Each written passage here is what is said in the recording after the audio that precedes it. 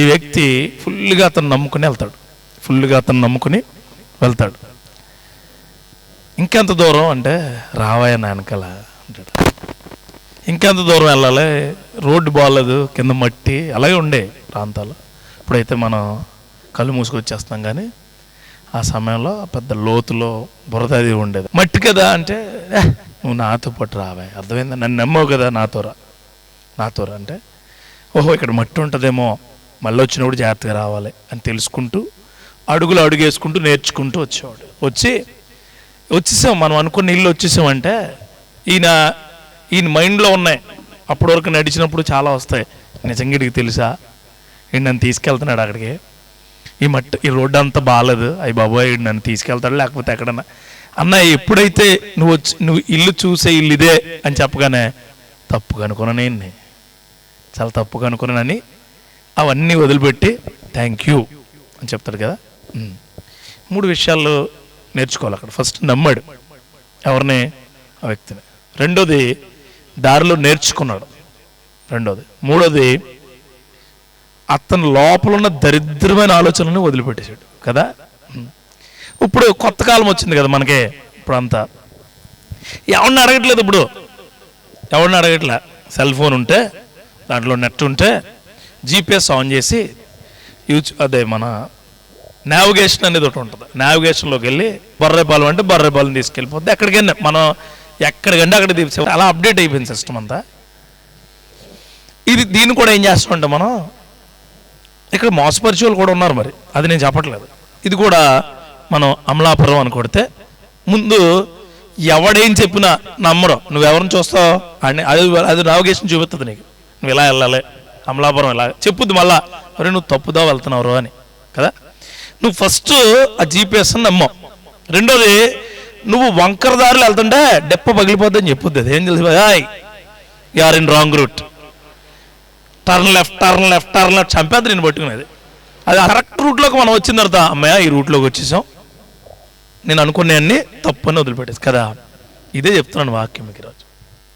ఇదే ఈ వాక్యం ఎక్కడ ఉందంటే సామెతల గ్రంథంలో 3వ అధ్యాయంలో 3 వచనాలే, విడిపించుకో.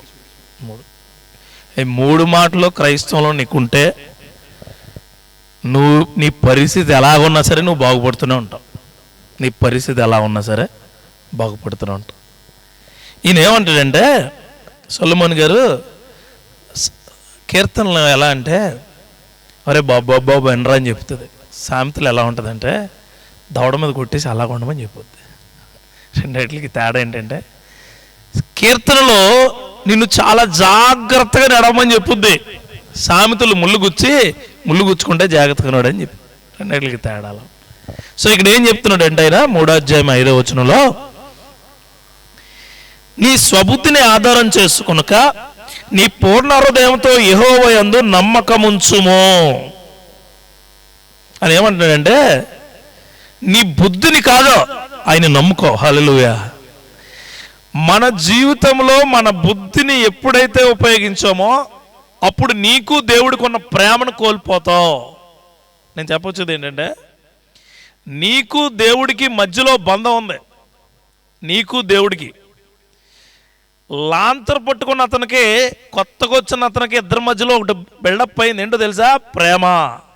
ఆ ప్రేమ ఉంటేనే నమ్మకం ఉంటుంది. నీకు నీ సెల్ ఫోన్లో జీపీఎస్కి బంధం ఏర్పడింది. ఏంటి? దీన్ని నమ్ముతున్నాను నేను, ప్రేమగా నమ్ముతున్నాను దీన్ని, ఇది నన్ను మోసం చేయదు. ఎప్పుడైతే అది ఆ లాంతరు చూపించి ఆయన దారి కన్నా నీ దారి కాలువ పక్కన నడుస్తున్నావు, అలా కాదండి ఇలా వెళ్దంటే మునిగిపోతావు అంతే. నువ్వెవరిలో నీ దగ్గర ఏమి లేనట్టు, ఆయనకి నీకు బాండింగ్ లేదు. అలాగే దేవుడు కూడా నీకు ఈరోజు ఓ శక్తివంతమైన మాట చెబుతున్నాడు. నువ్వు నమ్ముకో, నీ బుద్ధిని కాదు ఆయన ప్రేమను. హల్లెలూయా. నీ బుద్ధిని నమ్ముకుంటే నువ్వు ఎప్పటికీ ఎంత నావిగేట్గా తిరిగినా, ఎంత గొప్ప దారులు వేసుకున్నా, ఎన్ని ఆధారాలు చేసుకున్నా ఆధారాలన్నీ వ్యర్థమే. అదే దేవుడిని నమ్ముకుంటే, దేవుడి క్రియల్ని నమ్ముకుంటే, ఆయన ఆధారాలని నమ్ముకుంటే ఆ నమ్మకమే ప్రేమగా నిన్ను నడిపిస్తుంది. అందుకే అంటాడు ఆయన రోమిలికి రాసిన పత్రికలో 5వ అధ్యాయం 8వ వచనంలో, రోమిలికి రాసిన పత్రిక 5వ అధ్యాయము 8వ వచనం, అయితే దేవుడు మన ఎడల తన ప్రేమను వెల్లడిపరుచుచున్నాడు. ఎట్లనగా మనం ఇంకనూ పాపులమై ఉండగానే క్రీస్తు మన కొరకు చనిపోయినో. ఇక్కడ గుర్తుపెట్టుకోండి, మనం ఇంకా ఉండగానే లాంతర పట్టుకున్నాడు ఎక్కడ వెళ్ళాడు? ముందుకు వెళ్ళాడు. మనం ఇంకా వెనకలో ఉండగానే ఆ GPS సిగ్నల్ నీ డెస్టినేషన్ చూపిస్తూ ఉంది. దేవుడు కూడా అంతే. నువ్వు పాపివై ఉండగానే, నువ్వు ఇంకా వెనకుండగానే నీ కొరకు ఆయన ఏమప్పు చెప్పాడు? దేన్ని బట్టి అప్పు చెప్పాడు? దేన్ని బట్టి? ప్రేమనే, కేవలం ప్రేమ. నీకు ఆయనకి ఉన్నది కేవలం ప్రేమ. అందుకే అంటున్నాను, ఆ ప్రేమను బట్టి నమ్ముకో దేవుణ్ణి. ఆ ప్రేమను బట్టే, లాంతర్ను బట్టి కాదు, అతను నడిచే దారిని బట్టి కాదు, మనిషి తత్వాన్ని బట్టి నమ్ముకో.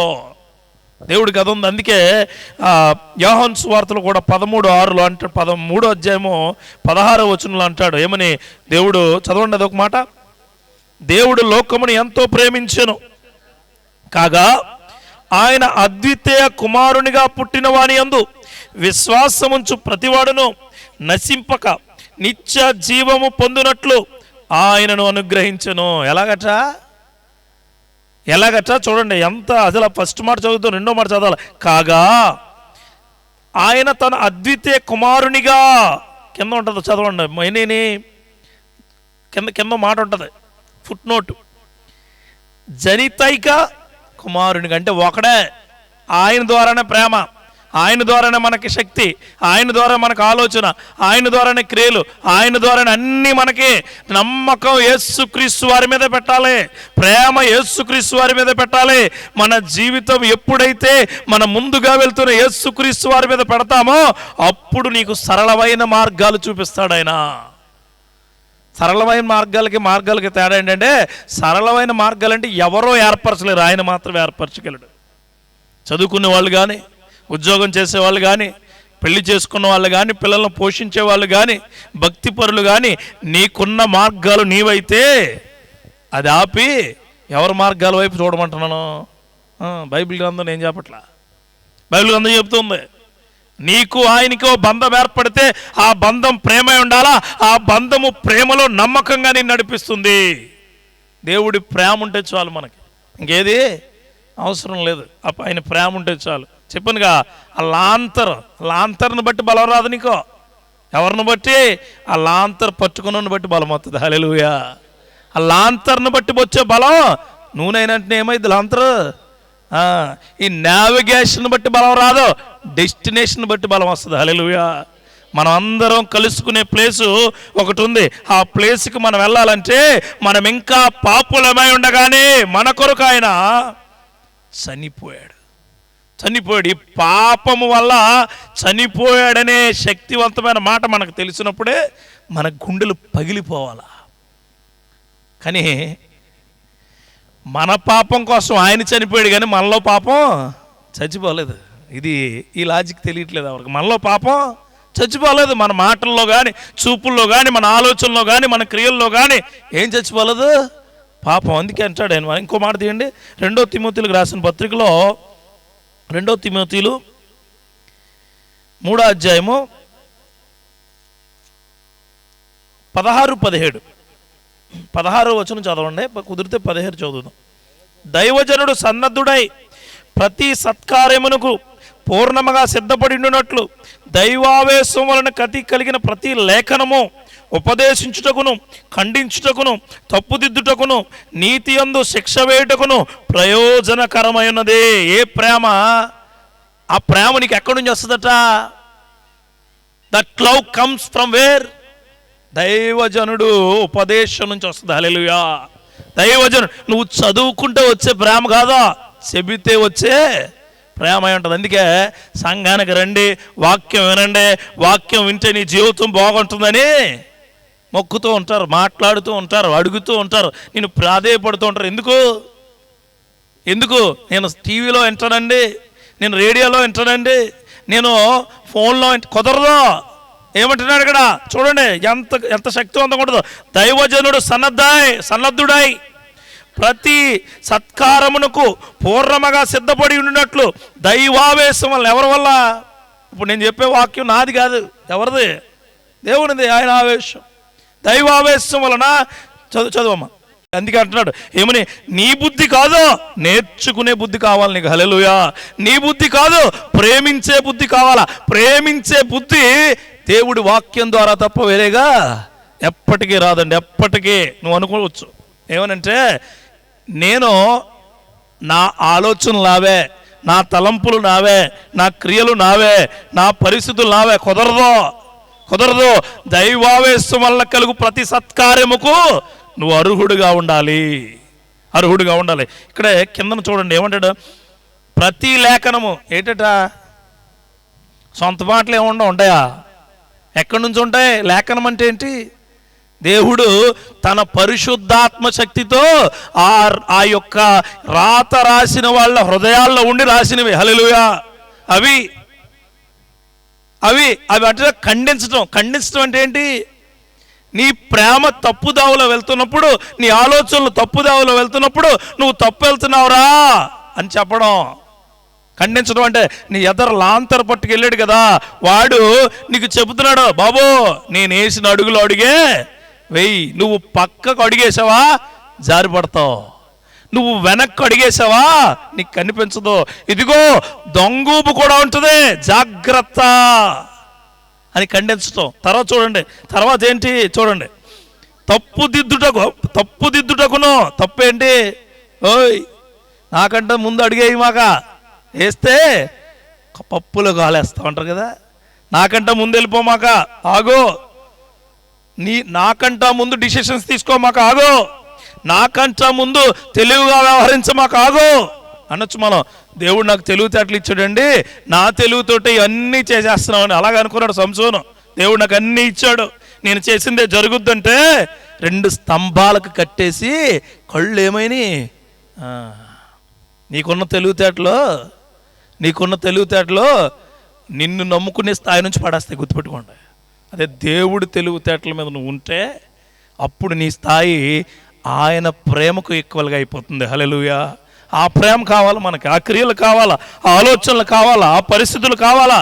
అందుకే అంటాడు ఆయన, ఏమంటాడు, నీ స్వబుద్ధిని ఆధారం చేసుకొనక. నీ స్వబుద్ధి అంటే ఏంటి? నీకు ఒకటి ఇచ్చింది కాదో, నీలోంచి వచ్చింది.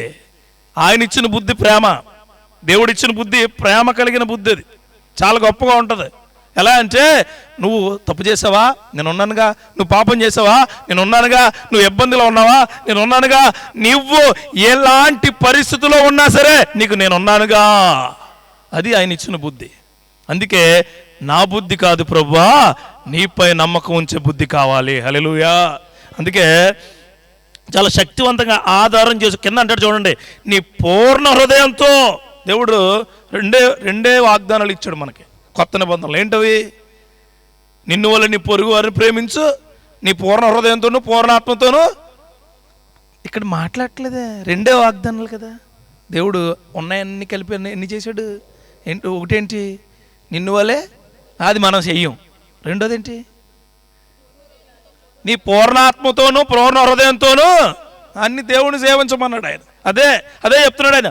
ఏంటి? నీ స్వబుద్ధిని ఆధారం చేసుకునక నీ పూర్ణ హృదయంతో యెహోవా యందు నమ్మకం ఉంచు. నువ్వు ఎక్కడికి వెళ్తే అక్కడికి నువ్వు ఏది చేస్తే అది, నువ్వు ఎలా ఉంటే అలా అని దేవుణ్ణి నువ్వు ఎప్పుడైతే నమ్ముతావో, ఎప్పుడైతే నీ బుద్ధి కాదు, నా బుద్ధి కాదు ప్రభా నీ బుద్ధి ఇవ్వి, నా ఆలోచన కాదు ప్రభా నీ ఆలోచన ఇవ్వి, నా ప్రేమ కాదు ప్రభా నీ ప్రేమ ఇవ్వి, నాకున్న కోరికలు కాదు ప్రభా నీ కోరిక ఇయ్యి అని ఉంటావో, అప్పుడు నీ మార్గాలు సరళం చేస్తాడు ఆయన. హల్లెలూయా. అప్పుడు సరళమైన మార్గాలు ఉంటాయి నీకు. లేకపోతే అప్పటి వరకు 4 రోడ్ జంక్షన్లోకి వెళ్ళి ఇంటికి ఎలాగెళ్ళాలో తెలీదు. ఒక్కోసారి చూడండి, చీకట్లో, పగలైతే ఎక్కడికైనా వెళ్ళిపోతాం మనం, చీకట్లో తెలియని ప్రాంతానికి వెళ్ళాం అనుకోండి, మామూలుగా అయ్యి అసలు పిల్లి మొగ్గలే అక్కడక్కడ తిరిగేస్తావు. పెట్రోల్ అయిపోయింది, ఇంక లోపల భలే ఉంటుంది. ఇంకా చిన్నప్పుడు ఇంట్లో పగలైతే సైకిల్ మీద ఎంత దూరమైనా తిరిగేసేవాళ్ళు మనం. నైట్ టైము పొరపాటుని 7 గంటలు దాటిన తర్వాత సెంటర్కి వెళ్ళి ఏమైనా తెమ్మన్నారు అనుకో ఇంట్లో వాళ్ళు, నువ్వు వెళ్తున్నప్పుడు సైకిల్ ప్యాచ్ పడుతూ ఉంటుంది. ఇప్పుడు నీ బుద్ధులు ఏం పనిచేయవు, ఒకటే బుద్ధి, ఎవడో ఒకడు వస్తే బాగున్నాయా, ఎవడో ఒకడు. ఎందుకు ఎవడో ఒకడంటే ఆడికి కూడా చెప్పు, నువ్వు భయం వేస్తుందని ఆడ వెనకాల వెళ్ళిపోతావు అంతే. నీ ఇల్లు ఇంకా దూరంగా ఉందరగా ఆగిపోయాడు, ఇంకా మళ్ళీ మళ్ళీ ఆగిపోతుంది నీ స్విచ్ ఆఫ్. దేవుడు అదే చెప్తున్నాడు, నీ పూర్ణ హృదయంతో నా మీద నమ్మకం ఉంచు, అంతా నీకు నేను ఇస్తాను. అందుకే నా బుద్ధి కాదయా, నీ పైన నమ్మకం ఉంచే కృప నాకు దయచేయని అడుగు. అందుకే దీంట్లో మొదటి యోహాను పత్రికలో 4వ అధ్యాయము 8వ వచనంలో ఇంకొక చిన్న మాట ఉంటుంది. అది చదివిన తర్వాత 2వ మాటకి వెళ్దాం. మొదటి యోహాను పత్రిక 4వ అధ్యాయము 18వ వచనం చదువమ్మా. ప్రేమలో భయం ఉండదు, అంటే 8వ వచనం 18వ వచనం. ప్రేమలో ఏముండదట, అది అసలు ప్రేమలో భయం లేకపోతే ఏంటి? చెప్పాను కదా నేను, ఆయన ఎదురుగా ఉన్నాడు లాంతర్ పట్టుకుని, భయం ఉంటుంది నీకు? ఖచ్చితంగా నన్ను తీసుకెళ్తాడు.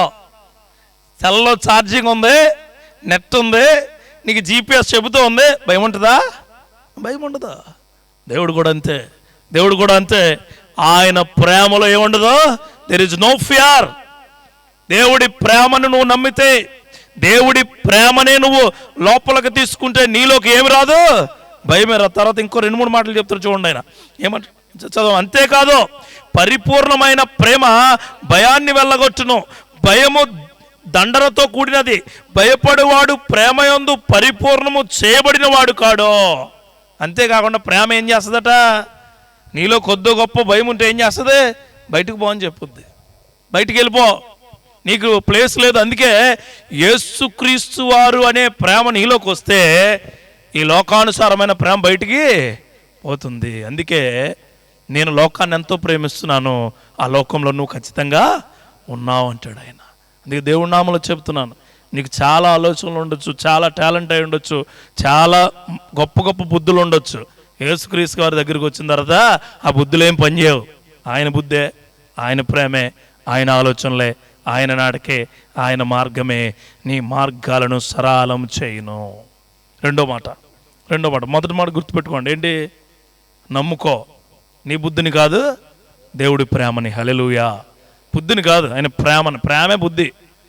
ఆయన ప్రేమస్వరూపం అండి, ప్రేమస్వరూప. సర్వంతర్యామి అనే మాట ఏంటరా అంటే ఏంటి? అన్ని గుణాలు కలిగి ఉన్నాడు మన దేవుడు. అదే అన్నీ ఉన్నాయి ఆయన దగ్గర.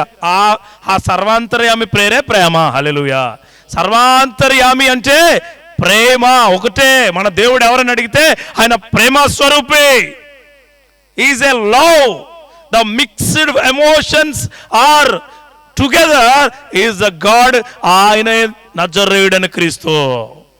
అందుకే దేవుడు ఎలాంటి వాడని ఎవరని అడిగితే నా దేవుడు ప్రేమ స్వరూపి. అదే అండి, అందుకే అంటాడు, నిన్ను వల్ల నీ పొరుగు వారిని ప్రేమించు అంటాడు. నేను నిన్ను ప్రేమిస్తున్నాను అంటాడు.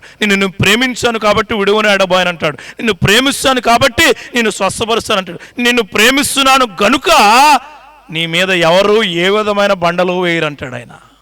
ఆయన ప్రేమ స్వరూపి. అందుకే మన బుద్ధి కాకుండా ఆయన ప్రేమను నమ్ముకుంటే బాగుంటుంది, నీ మార్గాలు చాలా బాగుంటాయి. రెండోది ఏంటి?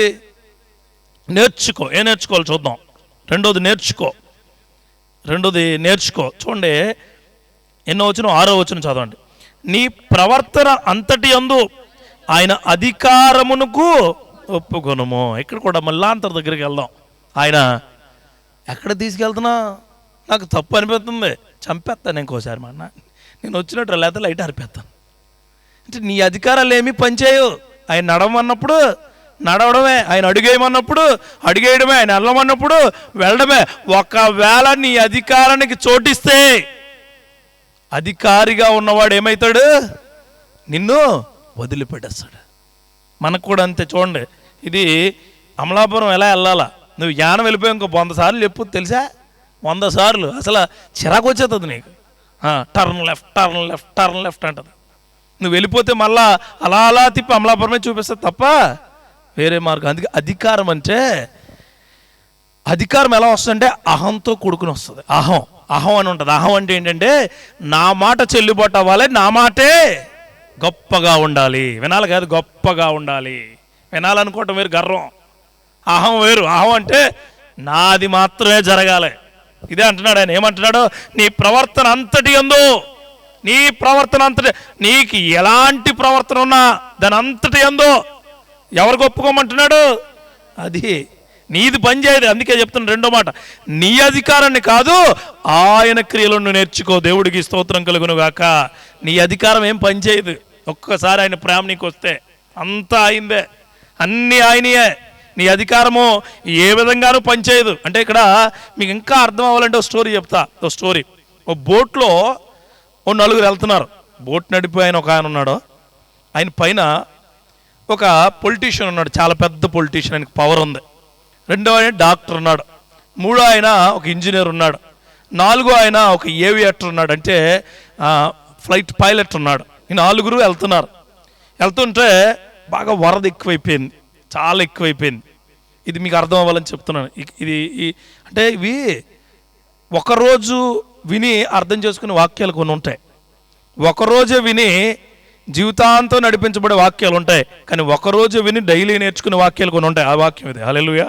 ఇప్పుడు నేను చెప్పేది అదే. ప్రతిరోజు నీకు అవసరమైన వాక్యం.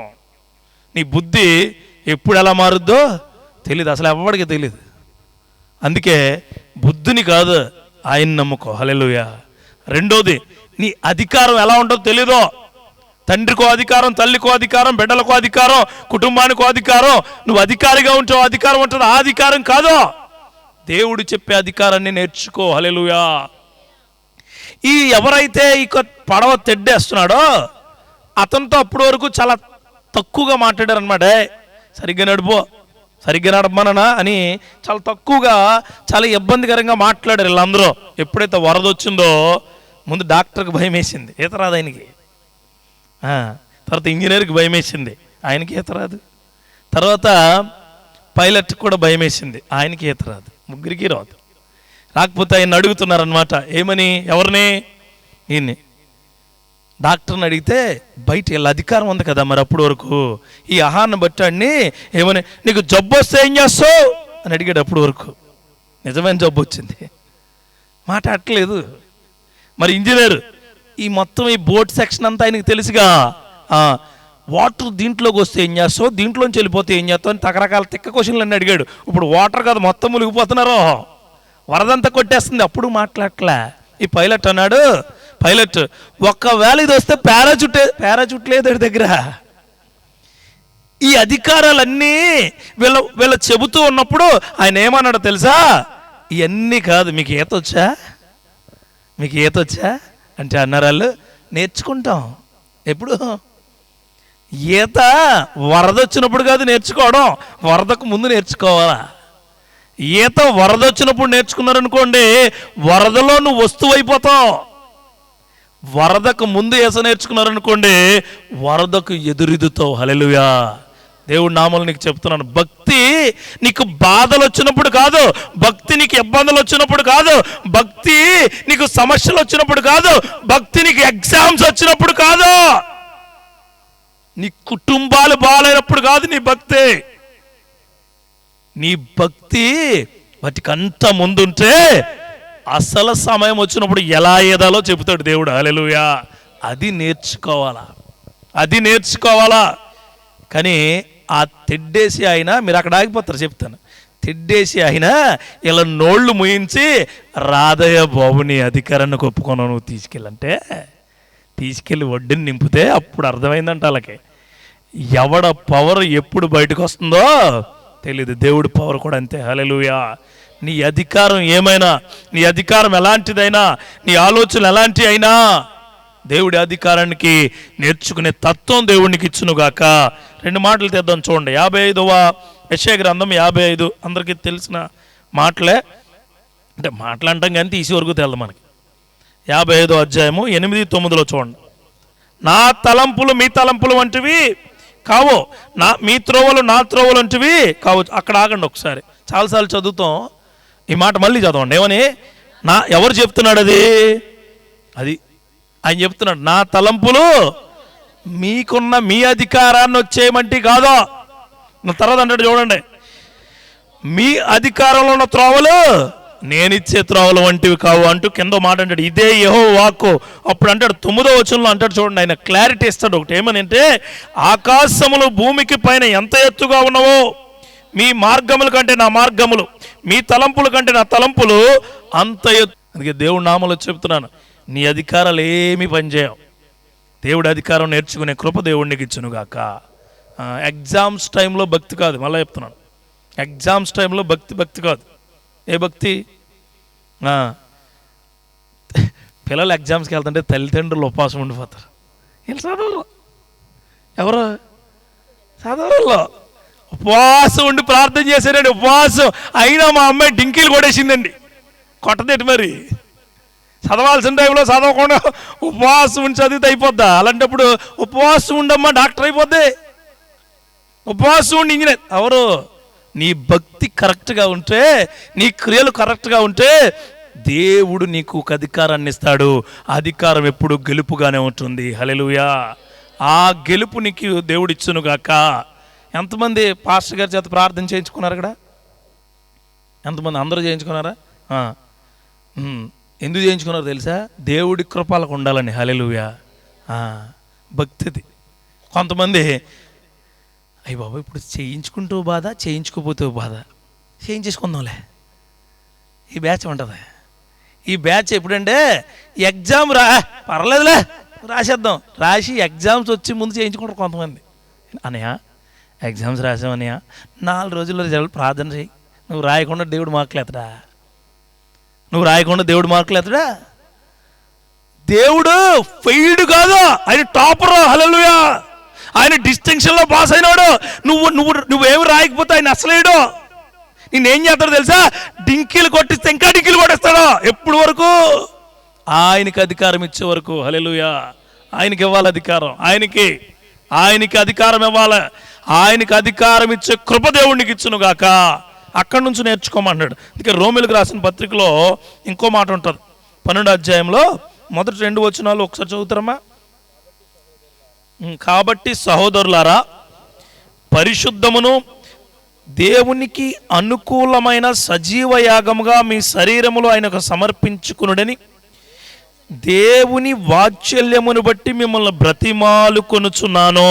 ఎంత పౌలు గారు వాళ్ళతో చెప్తున్నాడు, ఏమన్నా రోమన్స్తో ఏమనంటే, మీకు దండం పెడుతున్నానయా, దేవుడి క్రియలను బట్టి బ్రతిమాలుతున్నానయా, ఆయన అధికారాన్ని మీరు ఒప్పుకోండి, ఒబే చేయండి. మీ సేవకుడు కానీ మాలాంటి వారు కానీ మీకు చెప్పేది అదే. ఏంటి? ఆయన ప్రేమను ఒప్పుకోండి, ఆయన క్రియలను ఒప్పుకోండి, ఆయన రక్షణను ఒప్పుకోండి, ఆయన అద్భుతాలను ఒప్పుకోండి అని పదే చెప్తున్నాను. 2వ వచనంలో ఇంకో మాట అంటాడు చూడండి. ఏమంటాడు చూడండి, మీరు ఈ లోక మర్యాదను అనుసరింపక ఉత్తమమును అనుకూలమును సంపూర్ణమైన దేవుని చిత్తమేదో పరీక్షించి తెలుసుకున్నట్లు మీ మనస్సు మారి నూతన మగుట వలన రూపాంతరం పొందుడే. అన్ని చెప్తున్నారు మళ్ళా. ఎందుకు అక్కడ ఈ ప్రేమ కోసం చెప్పాడు. ఇప్పుడు కూడా ఏం చెప్తున్నాడంటే, నీ అధికారం కాదురా బాబోదే, ఆయన ఇవ్వాలా. ఏ అధికారం ఇవ్వాలట్రా? అనుసరించే అధికారం, ఉత్తమమైన అధికారం, ఇంకో అధికారం ఏంటి? అనుకూలమైన అధికారం, సంపూర్ణమైన అధికారం. ఇవన్నీ ఎవరిస్తారో? దేవుడు ఇస్తాడు. ఈ లోక మర్యాదలు ఉంటాయి, అధికారాలు ఏమి రావు. స్వస్థపరచలేదే, స్వస్థపరుస్తాడని చూశాను. దేవుడు ఎప్పుడు స్వస్థపరిచేవాడే, దేవుడు ఎప్పుడు స్వస్థత ఇచ్చేవాడే. దేవుడు ఉన్నవాడు అనువాడు, దేవుడు నిన్ను లేవనెత్తే దేవుడు, నిన్ను గొప్పగా ఉంచే దేవుడు. ఎప్పుడంటే నువ్వు ఆయన అధికారానికి లోబడినప్పుడు మాత్రమే. నాకు అవ్వ కావాలా, బొవ్వ కావాలా, నాకు పాపం కావాలా, పరిశుద్ధత కావాలా, నాకు అది కావాలా, ఇది కావాలా, నాకు లోక మర్యాద కావాలా, దేవుడి మర్యాద కావాలా, నాకు అపరిశుద్ధత కావాలా. పరిశుద్ధత కావాలంటే ఆయన ఏమన్నాడు తెలుసా? వేడిగా ఉంటే ఉండు, చల్లగా ఉంటే ఉండు, నులివెచ్చగా ఉంటే నోటిలోంచి బయటకు మూసేస్తానేనో. అంటే నువ్వు నాకు అవసరం లేదా? నీ అధికారము నులివెచ్చనైన అధికారం అయితే నీ అధికారం నాకు అవసరం లేదు. నా అధికారం ఏంటో తెలుసా? వేడిగా అయితే ఉండు, చల్లగా అయితే ఉండు. ఆవిడ ఫోన్ చేసి ఫస్ట్ మాట్లాడినప్పుడు హైటోన్లో, పాస్టర్ గారు ఎందుకు చేశారు అలాగా, అలా చేయాల్సిన అవసరం ఏంటి అంటున్నాను అని అడిగిన ఆవిడ ఇవన్నీ చెబితే కరెక్ట్గా ఎక్కడికి వచ్చులోకే ఏడుస్తూ పశ్చాత్తాపడుతూ కన్నీరు పెట్టుకుంటూ అమ్మా గొక్క పట్టి ఏడుస్తున్నాడు. గొక్క పట్టి దేవుడి మీద భారం వేయకండి, దేవుడి మీద నెపం వేయకండి, దేవుడి మీద గెంటేయమకండి. అన్నీ రేపు ఎగ్జామ్స్ వస్తాయి, ఫెయిల్ అయ్యవచ్చు, కొంతమంది పాస్ అవ్వచ్చు. ఫెయిల్ అయిన వాళ్ళు ఏమంటారు తెలుసా? దేవుడు నా మీద కక్ష పడేసుకున్నాడు. కక్ష పెట్టుకోడు దేవుడు, కనికరం చూపే దేవుడు మన దేవుడు. హల్లెలూయా. కనికరమే. కక్ష అంటే తెలియదు ఆయనకి. కక్ష అంటే తెలిస్తే చెయ్యి తెగ నరికినప్పుడు ఇంకో చెవి వేసేందుకు తెలుసా? గెత్సెమనే తోటలో కత్తి తూసి చెయ్యి నరికితే ఆయన చెయ్యిని, ఆ చెవిని ఏం చేశాడు? మరలా అతికించి స్వస్థత చేశాడు ఆయన. వీడిని సిలువేసేయండి రా, వీడిని ఉండకూడదు ఇక్కడ, వీడు ఎందుకు పనిచేయడు రా, సిలువేసేయండి అంటే ఆయన అధికారాన్ని ఉపయోగించి మీరందరూ నాశనం మగును కాకంటే అక్కడ మరో యుద్ధం జరిగేది అన్నాడా. ఏమన్నాడు తెలుసా? తండ్రి వీరేమి చేస్తున్నారు వీరికి తెలియదు, వీరి తరపు నేను అడుగుతున్నాను, దయచేసి వీరిని. ఆయన అధికారం అదే, దేవుడి అధికారం అదే. ఈరోజు నీకు నేను చెబుతూ ఉన్నాను, నీ అధికారం ఎలాంటిదంటే, నీ అధికారం చెబుతున్నాను, నీకు దేవుడు వల్ల ఏదైనా జరగకపోతే నువ్వు వెంటనే ఏమైపోయావు? ఉన్నావా? దాగున్నావా? లేవా? లేకపోతే నీ చెవులు ఏమైనా వినపట్టం లేదా? అసలు ఏమైపోయావు? సంఘానికి వస్తున్నానుగా, కానుకేస్తున్నానుగా, ప్రార్థన చేస్తున్నానుగా, మోకాలు చెప్పులు అరిగిపోయినాయిగా. ఎవడకు కావాలవే? అవసరంలా దేవుడికి. దేవుడికి కావాల్సింది పరిశుద్ధమైన హృదయం. హల్లెలూయా. అధికారము కలిగిన నీ అహం కాదు, ఆయన అధికారాన్ని ఒప్పుకున్న ప్రేమ కావాలి. అది అదే చెప్తున్నాడు, అనుసరించే ప్రేమ, ఉత్తమమనే ప్రేమ, ఆయన ఒప్పుకున్న ప్రేమ కావాలి. హల్లెలూయా. ఆ ప్రేమలో ఉండాలి మనం, ఆ ప్రేమలో. అందుకే అంటున్నాను, నేర్చుకోండి. దేన్ని బట్టి? చదవడం వల్ల రాదు నేర్పు, చెబితే వినడం వల్ల వస్తుంది. హల్లెలూయా. అందుకంటాడు, వినుడు వల్ల నీకు విసండైదా, అది వింటూ ఉంటే నీ అధికారం అనే అహం తగ్గి విశ్వాసం అనే అధికారం పెరుగుతుంది. హల్లెలూయా. అధికారం దేవుడు నీకు ఖచ్చితంగా ఇచ్చునుగాక. గుర్తుపెట్టుకోండి. కొద్ది మీకు ఇబ్బంది అనిపించవచ్చు, కానీ లోక మర్యాదను అనుసరిస్తూ దేవుణ్ణి కూడా మర్యాదగా చూసుకుంటానంటే ఎందుకు పనిచేయదు? అస్సలు ఎందుకు పనిచేయదు. ఒక ఆయన అన్నాడట, ఇలాగే పెళ్ళికి వెళ్ళి, ఏమండి మీరు భోజనం చేస్తారా? చేస్తాను. మీరు vegetarian non veg? Non veg అసలే ముట్టుకోను, అంతే, అస్సలు నాకు వద్దు అంటే. అయ్యో చాలా మర్యాద వస్తుండేమో అనుకుంటే, కొద్దిగా చికెన్ గ్రేవ్ వేస్తావా? గ్రేవ్ ముక్కలు వద్దులే అన్నాడట. ముక్కలు వద్దట, ఇంకే ఏం కావాలట? గ్రేవే కావాలట. గ్రేవ్ చాలా బాగుంది. కొద్దిగా లివర్ ఏమైనా వేస్తాడు? లివర్. మరి నాన్ వెజ్ తింటాను, వెజ్జే తింటున్నాను నేను.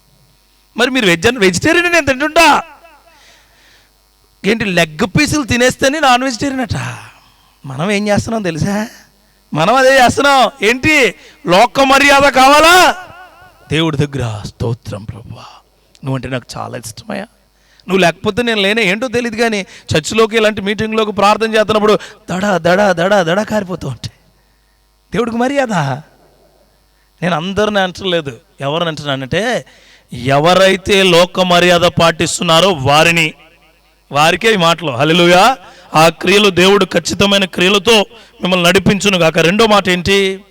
నీ అధికారం కాదు, దేవుడి అధికారాన్ని నేర్చుకోవాలా. మనం చనిపోయే వరకు నేర్చుకోవాలండి. దొంగ చూసారా? చివరి క్షణంలో నేర్చుకున్నాడు. ఏంటి? ఆయన ఎలా స్తుతించాలి, ఆయన ఎలా అడగాలి, ఏ విధంగా ఆయన దగ్గరికి వెళ్ళాలి, ఏ విధంగా ఆయన క్రియలను పొందుకోవాలని నేర్చుకున్నాడు దొంగ. ఏమన్నా తెలుసా? అయ్యా ప్లీజ్, చిన్న మాట అంటాడు, చిన్న మాట, అయ్యా ప్లీజ్, నీకు కుదిరితే, నీకు ఇష్టమైతే నీ దగ్గరికి వచ్చినప్పుడు కొద్దిగా నన్ను జ్ఞాపకం చేసుకో, అంతే అన్నాడు ఆయన. అంటే ఏంటి? నీ అధికారాన్ని బట్టి నన్ను జ్ఞాపకం చేసుకో. ఇంకో దొంగ ఏమంటాడు?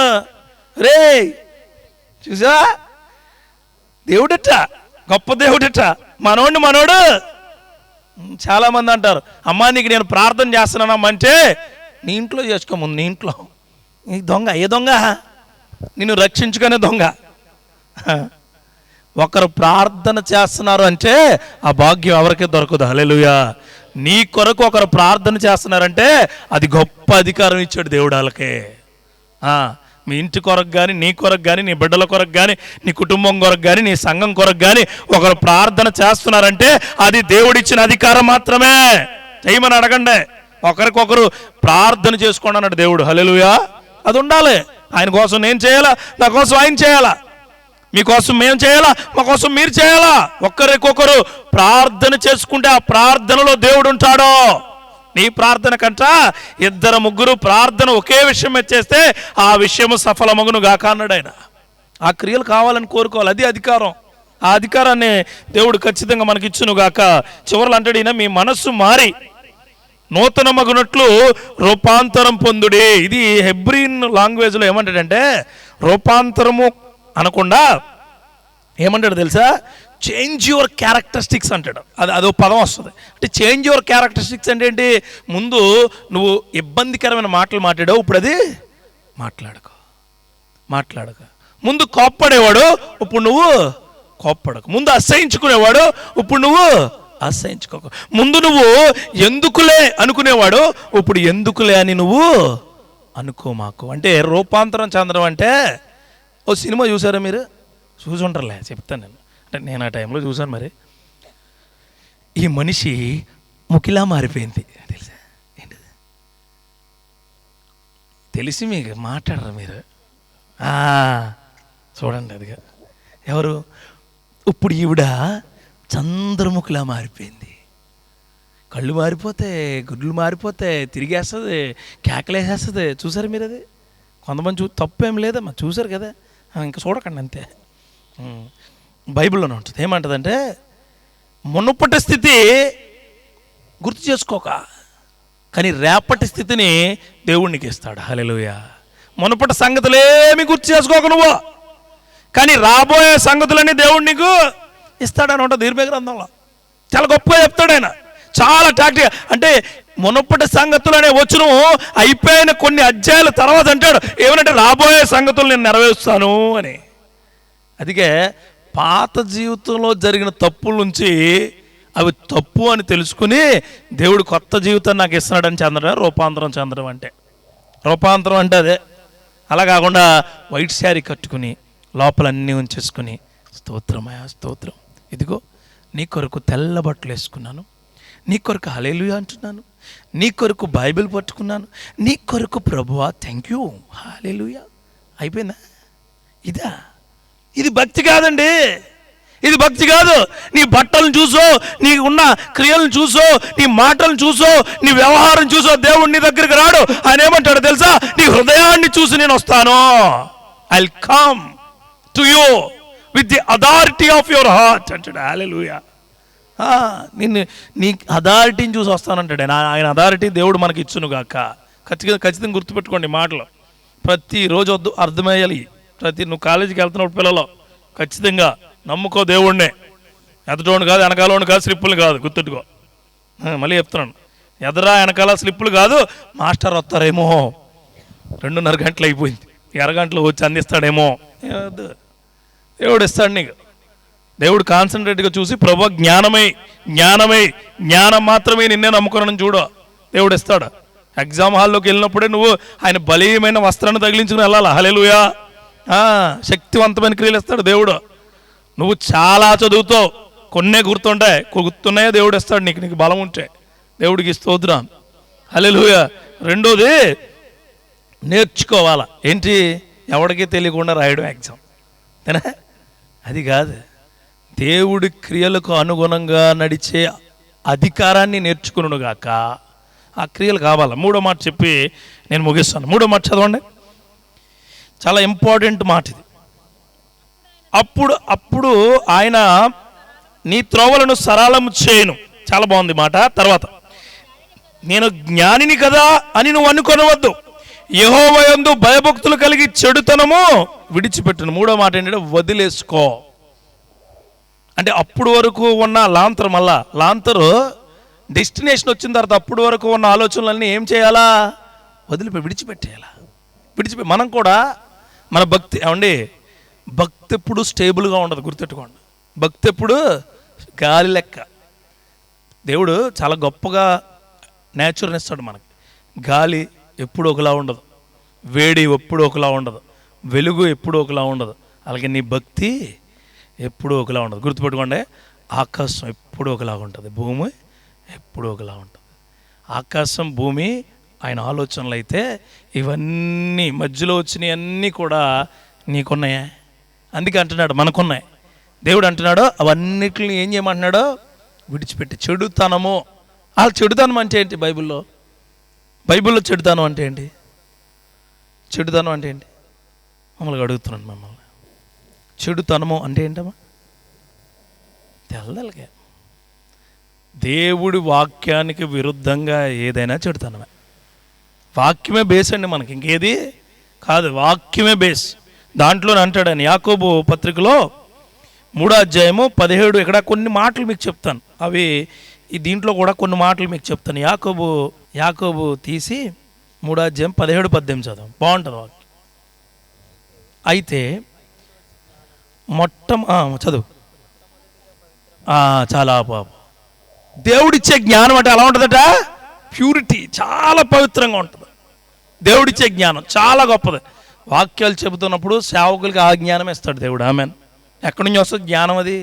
అది వాక్యం నువ్వు చదువుతావు, నేను చదువుతాను, కానీ ఆ వాక్యాన్ని సేవకుడు వివరించే విధానం ఉంటుంది కదా, అప్పుడు నీ గుండెకు తెలుస్తుంది. అది నీ హృదయానికి ఏమని నిజమే కదా. ఆ జ్ఞానం ఎవరిస్తారు? నీ హృదయాలతో మాట్లాడేది వాక్యమే, నా మాట కాదు. హల్లెలూయా. ఆయన మాట కాదు, ఎవరి మాట కాదు, ఆయన మాట. అందుకని చూడండి, పైనుంచి వచ్చే జ్ఞానం అంటే ఎలా ఉంటుందట? పవిత్రంగా ఉంటుందట. తర్వాత ఆ మాట ఏమై ఉంటుందట? సమాధానకరమై ఉంటుందంట. హల్లెలూయా. అంటే నువ్వు ఎక్కడికి వెళ్ళినా, తమ్ముడు ప్రార్థన చేస్తున్నాడు, సమాధానకరం లేని జీవితాలు, నువ్వు ఎక్కడికి వెళ్ళినా సమాధానం వస్తుంది. ఆమెన్. ఎవరిదే? అయింది. నువ్వేం వదిలేస్తేనే? నీ జ్ఞానం వదిలేస్తే. హల్లెలూయా. ఆయన ఇచ్చే జ్ఞానం అట పవిత్రంగా ఉండడం కాదు, సమాధానం కలిగి ఉంటుందట. అందుకంటాడు ఒకరికొకరు సమాధానం కలిగి జీవించండి. సమాధానం కలిగి వెళ్ళమంటాడు దేవుడు ఎప్పుడు. కానీ ఒకరికొకరు సమాధానం అన్నది దేవుడు ప్రేమ ఉంటేనే వస్తుంది. నీకు గుర్తుపెట్టుకో, దేవుడు ప్రేమ నుంచి నేర్చుకుంటేనే ఆయన అధికారాన్ని బట్టే వస్తుంది నీకు. హల్లెలూయా. ఆయన ప్రేమ లేకపోతే సమాధానం ఎప్పటికీ రాదు. చూడండి, ఇంకో మాట చదువుతా చూడండి. తర్వాత మృదువైనది. మృదువు అంటే ఏంటయ్యా? మృదువు అంటే ఏంటి? చిన్నప్పుడు చూడండి, చిన్నప్పుడు పిల్లల్ని ఎత్తుకుంటే, ఇప్పుడు బాబీకి అబ్బాయి పుట్టాడంట, చాలా తెల్లగా ఉన్నాడు, ఫోటో పెట్టి చాలా బాగున్నాడు, అందంగా, అసలు సూపర్ ఉన్నాడు. ఆ అబ్బాయి బొగ్గులు పట్టుకున్నాం, ఎలా ఉంటాయి ఇప్పుడు? ఎలా ఉంటాయి కదా. దేవుడి జ్ఞానం ఎలా ఉంటుందట? చాలా మృదువుగా ఉంటుందట. అంటే అర్థం కానటువంటి వాడు కూడా అర్థమైంది దేవుడి జ్ఞానం. హల్లెలూయా. ఎప్పుడు ఆయన ప్రేమను నువ్వు నమ్మితే, ఆయన అధికారాన్ని నువ్వు నేర్చుకుంటే, ఆయన యొక్క జ్ఞానం నీకు అర్థమైద్ది. ముందు జ్ఞానం ఈడైనా ఆయన ప్రేమను ఒప్పుకోవాలా, ఆయన అధికారాన్ని ఒప్పుకోవాలా, అప్పుడు నీకు ఆయన ఏమిస్తాడు? జ్ఞానం ఇస్తాడు. ఎలా ఉండే జ్ఞానం? ప్రతి ఒక్కరికి అర్థమైద్ది దేవుడి జ్ఞానం. ఎందుకు చెప్తున్నాను? 66 పుస్తకాల్లో దాదాపుగా 6000 సంవత్సరాల చరిత్రను రాశారు బైబిల్లో. ఈ బైబిల్ గ్రంథంలో దరిదాపుగా 70 నుంచి 80 మంది ఇండైరెక్ట్ గా డైరెక్ట్ గా సపోర్ట్ చేసి రాస్తే పరిశుద్ధాత్మ నడిపించారు. హల్లెలూయా. దానిలో జ్ఞానులు ఉన్నారు, కుబేరులు ఉన్నారు, అపర కుబేరులు ఉన్నారు, ఏమీ తెలియని వ్యక్తులు ఉన్నారు, గొర్రెలు కాసుకునేవాడు ఉన్నాడు, ఎక్కడెక్కడో తిరిగే వ్యక్తులు ఉన్నారు. అయినా పరిశుద్ధాత్మ నడిపింపే మృదువుగా వచ్చి. అందుకే చెప్తున్నాను, బైబిల్ ఎవరు చదివినా అర్థమవుతుంది. ఆమేన్. ఎందుకో తెలుసా? బైబిల్ అంత మృదువుగా అందరికి అర్థమవుతుంది, అంత మృదువుగా. ఈ భూ ప్రపంచం మీద ఎక్కడికి వెళ్ళా వాటర్ మారదు, ఫుడ్ మారద్దు. కావాలని చూసుకోండి, లిక్విడ్ అని మారుద్దా వాటర్?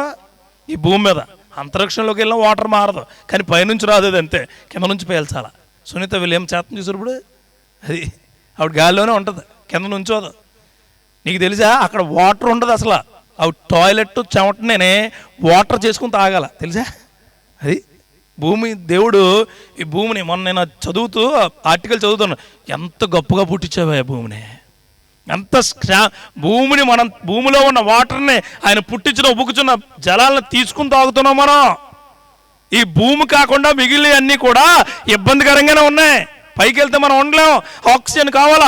ఆవిడ 9 నెలలు 15 రోజులు ఉందామని పైకి వెళ్ళి 9 నెలలు ఉండిపోయింది. ఆవిడ ఎలా పడుకుంటుందో తెలుసా? ఎలాగున్నదో అలాగే ఉంటుంది. నుంచోదో, కూర్చోదో, పడుకోదో, ఎలాగున్నదో అలాగే పడుకోవాలా.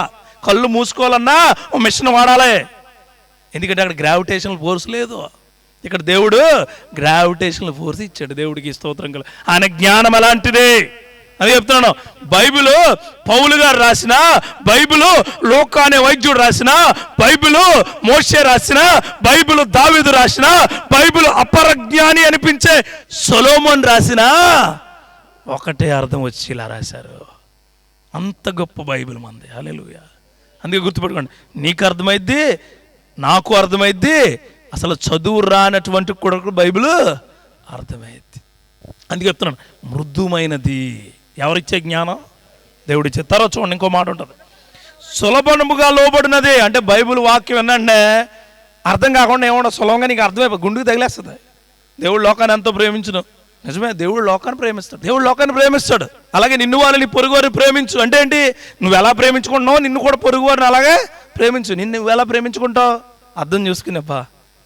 ఎంత బాగున్నాను, అసలు చాలా బాగున్నాను. మచ్చలేకపోతే బాగుండేది. ఎదుటి వ్యక్తిని చూసి చాలా అందంగా, దరిద్రంగా ఉంది. ఏం బాగుందో, కళ్ళు లోపల ఉన్నాయి. నీ కళ్ళు బంగాళాఖాతంలో ఉంటాయి, తేవాలి. ఆవిడ కళ్ళు ఇంకా బయటకు వచ్చేసినట్టు ఉంటాయి. చూడండి, ఎంత 7 అడుగులు జాడ ఉన్నవాళ్ళు ఒకలాగే ఫీల్ అవుతారు, 7 అంగుళాలు జాడ ఉన్నవాళ్ళు ఒకలాగే ఫీల్ అవుతారు. మామూలు కదా. ఎంత బాగుందో. ఇక్కడ పెద్ద జాడ ఉన్న వాళ్ళు ఎంత బాగుందో. అంటే 2 ఫీలింగ్స్ ఒకటే. ఎందుకు చెప్తున్నానంటే, ఇది నిన్ను నీ పొరుగు వారిని ప్రేమించమని దేవుడు ఎందుకు అన్నాడంటే, నీకు ఎంత జాడున్నా అంతలాగే ఫీల్ అవ్వాలా. హల్లెలూయా. దేవుడు అది ఇచ్చాడు నీకు, ఆ క్రియలు ఇచ్చాడు. అందుకే అంటాడు, సులభముగా లోబడే జ్ఞానం దేవుడు నీకు ఇచ్చాడు, తీసుకో.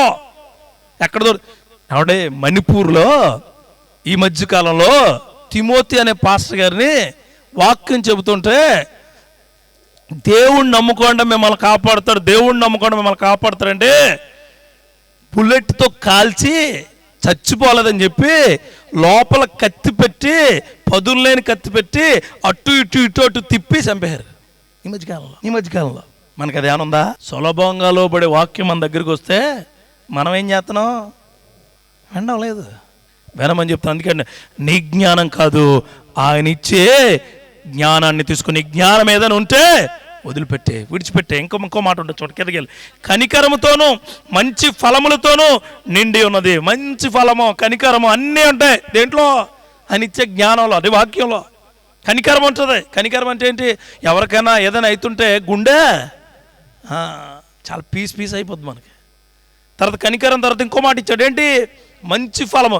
కనికరం పక్కనే మంచి ఫలం ఉంటుంది. కనికర పడినవారు, పేదలందు కనికర పడినవారు దేవుడు ఏమన్నాడు? ధన్యులు అన్నాడు ఆయన. ధన్యుల ఫలం అంటే అదే. నువ్వు కనికర పడితే నీకేమిస్తాడు ఆయన? ఫలం ఇస్తాడు. ఫలాలు గొప్పగా ఉంటాయి. ఏ ఫలం అంటే ఆత్మఫలాలు ఇచ్చాడు కదా, అన్ని నీకు ఇస్తాడు దేవుడు. హల్లెలూయా. దాని దగ్గరికి నేను వెళ్ళాక ఆత్మఫలాలు. ఇంకో మాట అంటాడు చూడండి, మంచి మాట అంటాడు నెక్స్ట్, వేషధారణైనను పక్షపాతమైనను వేషధారణైనను లేనిదై ఉన్నది. పక్షపాతం ఉండదట, ఎవరిచ్చే జ్ఞానం? ఈరోజు మీ అందరికీ దేవుడి జ్ఞానం ఉంటే పక్షపాతి వెలిచూపులు ఉండవు. ఆ క్రియలని దేవుడు తీసివేయబడును గాక. పక్షపాతం అంటే ఏంటి? అదే పారాలిసిస్ స్ట్రోక్ అవుతుంది కదని ఎలా ఉంటుందా? మరి పక్షపాతం అంటే ఏంటి? పక్షపాతం అంటే ఒక ఇంట్లో 4 ఉంటారు, 4 గుడ్లు వేసుకుంటారు. 4 గుడ్లు మామూలుగా వేపుతారనమాట. దాంట్లో గుడ్డు ఊడిపోద్ది. అమ్మ ఏం చేద్దాడు తెలివిగా, 2 పిల్లలు ఉంటే పెద్ద కొడుక్కి, మరే ఊడిపోయిన గుడ్డు నువ్వు వేసుకోరని చిన్న కొడుకు మంచి గుడ్డు వేస్తుంది. మిగిలిన 2 గుడ్లే తినేస్తారు. అప్పుడు వాళ్ళలో ఫీలింగ్ వస్తుంది ఏమనంటే, చూసా అది పక్షపాతం. ఒకవేళ మీరు అలాగుంటే చేయమాకండి. యేసుక్రీస్తు నామంలో ఆ పక్షపాత చూపు ఎవరికైనా ఉంటే ఈరోజు ఇప్పుడే దేవుడి నామంలో తీసివేయబడును గాక. వేషధారణ అంటే ఏంటి? వేషధారణ అప్పటి వరకు తీవి పెట్టుకుని కమాన్ కొట్టంతే, నువ్వు కొట్టాలని నేను చూడాలా అని పాస్టర్ గారు వస్తున్నారు. ప్రైజ్ లాడండి, ప్రైజ్ లాడ్.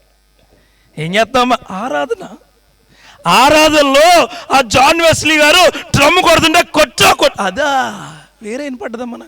లేదు పాస్టర్ గారు, అదే పరిశుద్ధాత్మ శక్తితో నేను మాట్లాడుతున్నాను. అమ్మో, డ్రమ్ కొట్టడమే కాదు, మళ్ళీ నీకేమొచ్చేసింది? అబ్బో నీ గొప్ప వేషధారి నీకు తెలుసురా, ఓ వేషధారి నువ్వేంటో నాకు తెలుసా అన్నాడు ఎవరో భక్తుడు. నీ పనులేవో నాకు తెలుసు. వేషధారిను ఏ జ్ఞానం అయితే వస్తుందో ఆ జ్ఞానం ఏం తీసేస్తాడు? వేషధారని పక్షపాతం తీసిపడద్దు. ఇంకో మాట ఉంటుంది చూడండి, లాస్ట్ మాట చెప్తాను. నీతి ఫలము సమాధానము చేయవారికి సమాధానమందు వెత్తబడును. అదే ఏది విత్తితే అది కోస్తారని గుర్తుపెట్టుకోండి. ఆయన వాక్యం సమాధానం ఇస్తుంది, ఆయన వాక్యం మృదువుగా ఉంటుంది, ఆయన వాక్యం లోబడుతుంది, ఆయన వాక్యం పక్షపాతం ఉండదో వేషధారం ఉండదో, ఆయన వాక్యం నీతిచ్చి నిన్ను నిలబెడుతుంది. హల్లెలూయా. అందుకే చెప్తున్నాను, ఖచ్చితంగా నీలో ఏవైతే నీకు జ్ఞాన సమృద్ధిగా ఉన్నాయో అవన్నీ వదిలించుకునే శక్తి దేవుడిచ్చునుగాక. ఖచ్చితంగా వాళ్ళు ఈ 3 రోజు ఏదో సమయంలో గుర్తు చేసుకోండి. ఏదో సమయంలో దేవుడు నీతో ఖచ్చితంగా మాట్లాడతాడు. ఎలాగంటే వాక్యం ద్వారానే. చివరిగా ఒక్క మాట చెప్పి ఒక్క వచనం తీద్దామా? సామెతల గ్రంథం 6వ అధ్యాయము 3 వచనాలు చదివండి. 6వ అధ్యాయంలో 16వ వచనం చదవండి. భలే ఉంటాయి. అంటే ఇది లాస్ట్గా చెప్తున్నాను. ఇవి క్వైట్ ఆపోజిట్ ఉంటాయి అక్కడ చదివిన దానికి. ఒకసారి చదువుదాం. సొలొమోన్ గారు చాలా చాలా గొప్పడు అండి. సొలొమోన్ ఎంత గొప్పడు అంటే, అవతలవాడి హృదయం కూడా, అవతలవాడి జ్ఞానం, హృదయం కదా, అవతలవాడి జ్ఞానం కూడా, అంటే అవతలవాడు అంటే వాడు మన జ్ఞానాన్ని కూడా ఆయన జ్ఞానంతో మిళితం చేసి రాశాడు ఇవన్నీ సామెతలు. ఆమెన్.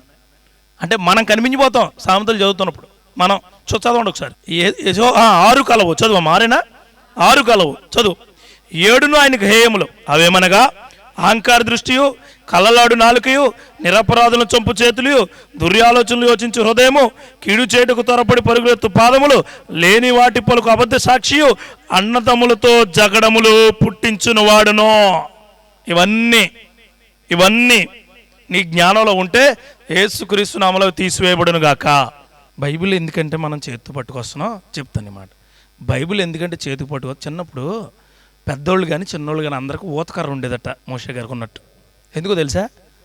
ఎందుకుండేది తెలుసు? ఊతకర్ర నీకు బలాన్ని ఇవ్వడానికి, నీ దగ్గర ఏదైనా ఇబ్బందికరం ఉంది వచ్చింది కొట్టడానికి, నీకు తోడుగా ఉన్నాను అని చెప్పడానికి ఊతకర్ర. ఊతకర్ర అన్నదే పోయింది, పెద్దోళ్ళు కూడా పట్టుకోవట్లేదు ఇప్పుడు. ఇంతకుముందు తెలుసా? కొమ్ముండి ఉండేది, ఇలా కొమ్ముండి మునుకోళ్ళలాగా ఉండేది ఇలాగ. సో ఇప్పుడు ఊతకర్ర లేదు. క్రైస్తవులకి ఒక ఊతకర్ర ఇచ్చాడు దేవుడు, మోషే లెక్క. అర్థమైందా?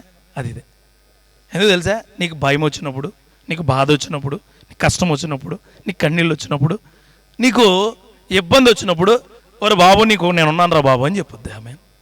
అందుకే బైబిల్ తెచ్చినప్పుడు కర్ర ఉపయోగిస్తే ఎర్ర సముద్రాలు 2 పాయలు అవుతాయి. కర్ర ఉపయోగిస్తే చాలా గొప్పగా ఉంటుంది నిజం. కర్ర ఉపయోగిస్తే నడవలేని ప్రాంతాలకు దేవుడిని నడిపిస్తాడు ఆమె. అందుకే ఆ కర్ర ఈ గొప్ప వాక్యంగా దేవుడు మన చేతిలో పెట్టి ఉన్నాడు. ఆ కృప దేవుడు మీకు ఇచ్చును కాక. 6 ఉన్నాయట, చదవండి ఒకసారి. అసహ్యం కలవి 6 కలవు, 7 హేయములు.